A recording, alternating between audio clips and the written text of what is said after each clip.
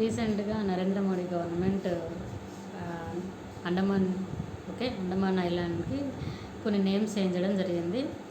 అది Ross islands. అంతకుముందు Ross islands అంటే దానికి కొత్తగా నేతాజీ సుభాష్ చంద్రబోస్ ద్వీప్ అని పెట్టడం జరిగింది.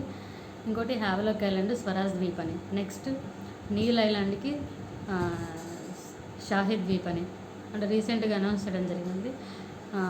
ఓల్డ్ నేమ్ పోర్ట్ బ్లేర్ ఉన్నదాన్ని శ్రీ విజయపురంగా కన్సిడర్ చేయడం, న్యూ నేమ్ పెట్టడం జరిగింది. శ్రీ విజయపురం ఎందుకంటే ఈ అండమాన్ నికోబార్ ఐలాండ్లో ఎస్పెషల్లీ సౌత్ ఈస్ట్ ఏషియన్ కంట్రీస్తో చాలా ఇన్ఫ్లుయెన్స్ ఉంది చోళా ఎంపైర్తో.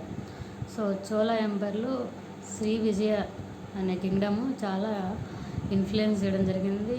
హిస్టారికల్గా ఇవన్నీ చేయడం జరిగింది. సో చోళా ఇన్ఫ్లుయెన్స్ అనేది ఎక్కువగా ఉండడం వల్ల శ్రీ విజయపురం అని పోర్ట్ బ్లేర్కి నామకరణం చేయడం జరిగింది. Thank you so much.